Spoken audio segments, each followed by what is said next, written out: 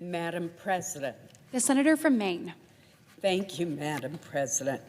I ask unanimous consent that the previously scheduled roll call vote on the motion to invoke cloture, on the motion to proceed to calendar number 300, Senate Bill 3627, now occur at 5:30 p.m. on Tuesday, January 27th. Without objection, so ordered. Madam President, I understand that there is a bill at the desk, and I ask for its first reading. The clerk will read the title of the bill for the first time. H.R. 7148, an act making further consolidated appropriations for the fiscal year ending September 30th, 2026, and for other purposes. I now ask for a second reading, and in order to place the bill on the calendar under the provisions of Rule 14, I object to my own request. Objection is heard. The bill will receive its second reading on the next legislative day. 307. Madam President, I ask unanimous consent to adjourn until 3:07 p.m. today. Without objection, the Senate stands adjourned until 3:07 today.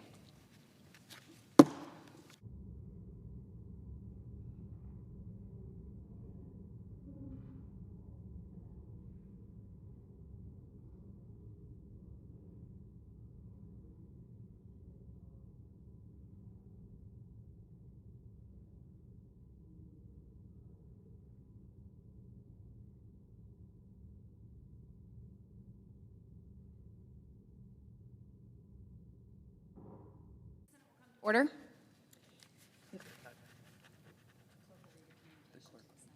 The clerk will read a communication to the Senate. Washington, D.C., January 26, 2026. To the Senate, under the provisions of Rule 1, Paragraph 3 of the Standing Rules of the Senate, I hereby appoint the Honorable Katie Boyd Britt, a senator from the state of Alabama, to perform the duties of the chair. Signed, Chuck Grassley, President pro tempore.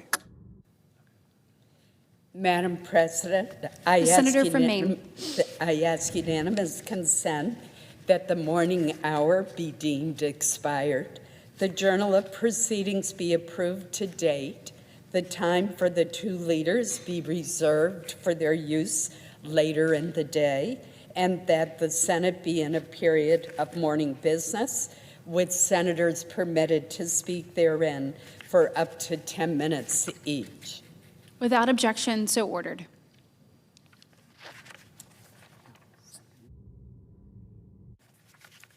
Madam President, I understand that there are two bills at the desk due for a second reading en bloc.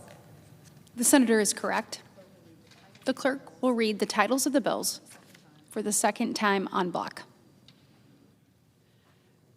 S3674, a bill to expand and clarify the grounds for civil denaturalization proceedings and so forth.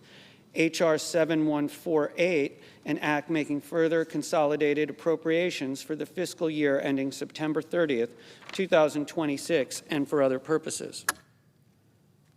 In order to place the bills on the calendar under the provisions of Rule 14, I would object to further proceeding en bloc. Objection having been heard, the bills will be placed on the calendar under Rule 14. Madam President, this is a very important week in the Senate for many reasons.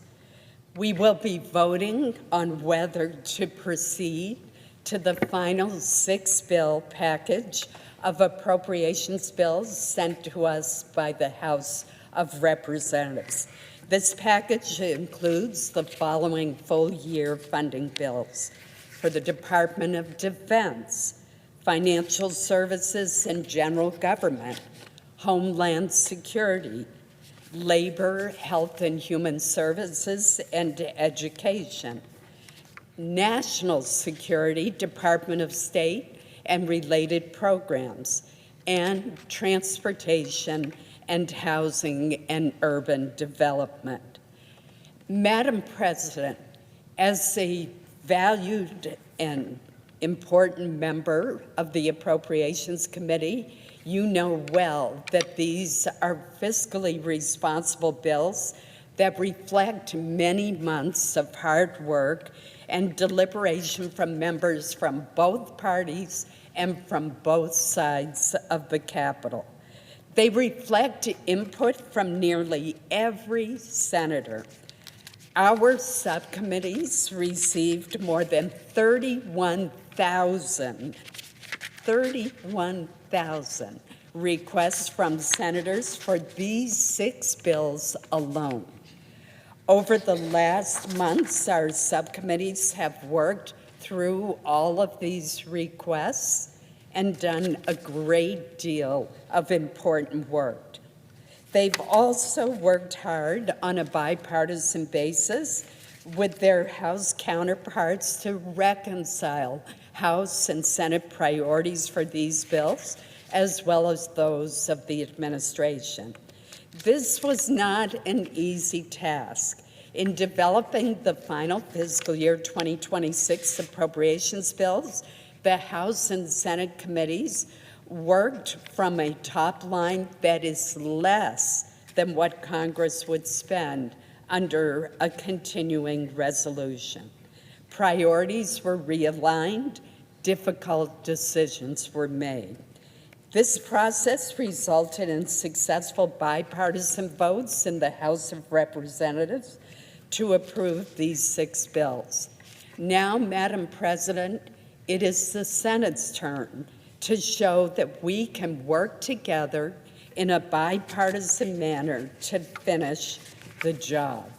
It is so important that we do so because looming is a government shutdown, another harmful, unnecessary, and disastrous government shutdown if we do not complete our work. Now, Madam President, there are so many important provisions in these bills that need to become law. I'm not going to go through them at this time, but I will later in this week.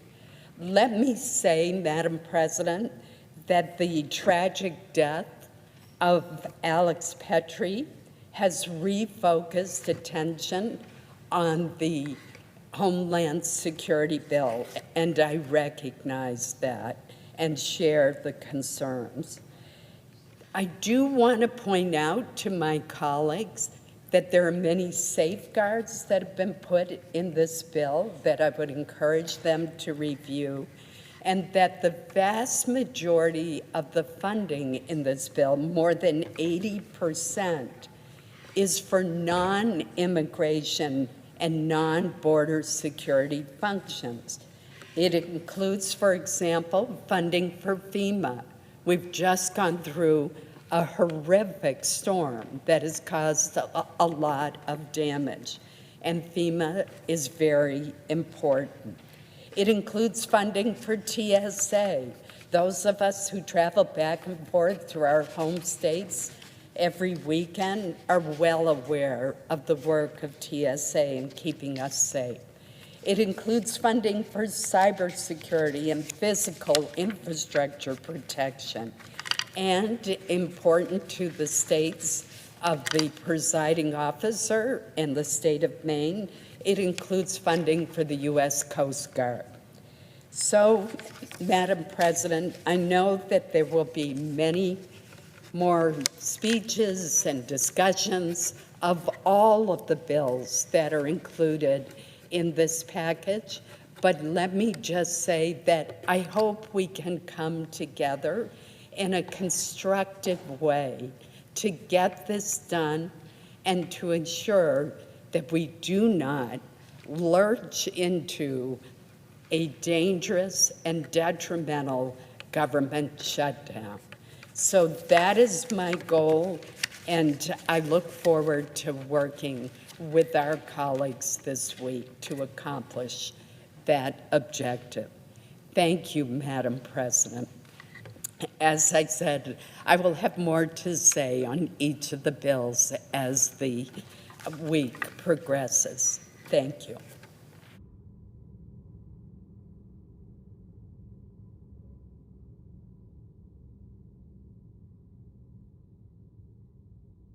Madam President, I now ask unanimous consent that when the Senate completes its business today, it stand adjourned until 3 p.m. on Tuesday, January 27th, that following the prayer and the pledge, the Journal of Proceedings be approved to date, the morning hour be deemed expired, the time for the two leaders be reserved for their use later in the day, and that the Senate be in a period of morning business with senators permitted to speak therein for up to 10 minutes each. Further, at 5:30 p.m., the Senate execute the order of January 26 in relation to the motion to invoke cloture on the motion to proceed to calendar number 300, Senate Bill 3627. Without objection, so ordered. Mr. President, Madam President, if there is no further business to come before the Senate, I ask that it stand adjourned under the previous order.